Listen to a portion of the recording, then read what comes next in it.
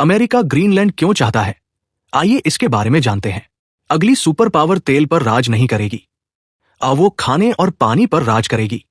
और अमेरिका ये जानता है, ग्रीनलैंड दुनिया का सबसे बड़ा आइलैंड है, डेनमार्क का एक ऑटोनॉमस इलाका जो अटलांटिक और आर्कटिक महासागरों के बीच बसा है। इसकी ज्यादातर जमीन एक बड़ी बर्फ की चादर के नीचे दबी है, जो धरती पर बर्फ के सबसे बड़े भंडारों में से एक है। भौगोलिक रूप से नॉर्थ अमेरिका का हिस्सा होने के बावजूद ग्रीनलैंड कल्चरल और पॉलिटिकल रूप से यूरोप से जुड़ा हुआ है। इसकी राजधानी नूक लोकल लेवल पर राज करती है, जबकि डेनमार्क डिफेंस और विदेशी मामलों को कंट्रोल करता है, बर्फ फ्री तटों पर रहने वाली एक छोटी आबादी के साथ। ग्रीनलैंड एक्सट्रीम की जमीन है, कभी न खत्म होने वाली बर्फ, गहरे फ्योर्ड, आधी रात का सूरज, नॉर्दर्न लाइट्स और एक नाजुक आर्कटिक सीमा जो हमारे ग्रह का भविष्य बना रही है।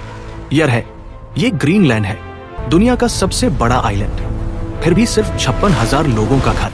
डेनमार्क का एक सेल्फ वर्निंग इलाका जिसकी राजधानी नूक में है, लगभग 80% हिस्सा बर्फ के नीचे है। धरती पर दूसरा सबसे बड़ा बर्फ का ढेर, आर्कटिक और अटलांटिक के बीच। ज्योग्राफिकल तौर पर नॉर्थ अमेरिकन, कल्चरल तौर पर यूरोपियन, इनुइट परंपराएं, मछली पकड़ने वाली जिंदगी, छिपे हुए रिसोर्स। गर्मियों में मिडनाइट सन, सर्दियों में नॉर्दर्न लाइट्स।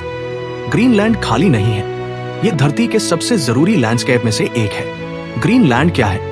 ग्रीनलैंड का मतलब सिर्फ बर्फ नहीं है, इसका मतलब है ताजा पानी, उपजाऊ मिट्टी, फूड सिक्योरिटी और क्लाइमेट स्टेबिलिटी वाली जमीन। जैसे जैसे क्लाइमेट चेंज से सूखा, बाढ़ और खाने की कमी बढ़ती है, ग्रीनलैंड धरती पर सबसे कीमती रिसोर्स बन जाती है। भविष्य की पावर अब तेल के बारे में नहीं है, ये भोजन और पानी के बारे में है। हरी जमीन पर कंट्रोल करें और आप जिंदा रहने पर कंट्रोल कर सकते हैं। हरी भरी जमीन सिर्फ खेती की जमीन नहीं है, ये एक मिलिट्री एसेट है। पानी, खाना, बेस, ऐसी ताकत जो जंग के दौरान भी बनी रहती है।